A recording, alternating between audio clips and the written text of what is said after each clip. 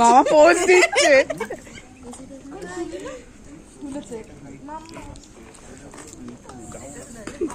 আমার পেটে জায়গা নেই অলরেডি। ये हमारा छोटा वाला बहन। এই যে মুভি সংটা একটা দেখে আমাকে কমেন্টে জানিও যে আমরা কি মুভি দেখতে গেছিলাম। তো মুভিটা খুবই ভালো ছিল, আমাদের সবার খুব ভালো লেগেছে, আমরা এনজয় করেছি। এবার সবাই বলতেই পারে আমরা কত খাচ্ছিলাম। হ্যাঁ, আমাদের জিজুটাই এরকম যে আমাদের খাইয়ে খাইয়ে এরকম করে দিচ্ছে, মানে রেস্ট দেবে না। তো আমাদের মুভি শেষ হয়ে গেছিলো, আমরা এবারে যে যার মতো বেরিয়ে বাড়ি যাওয়ার জন্য রেডি হচ্ছিলাম। এখানে দেখতেই পাচ্ছ সবাই বেরিয়ে খুব এনজয় করছে, কারণ সবারই মুভিটা খুব ভালো লেগেছিলো।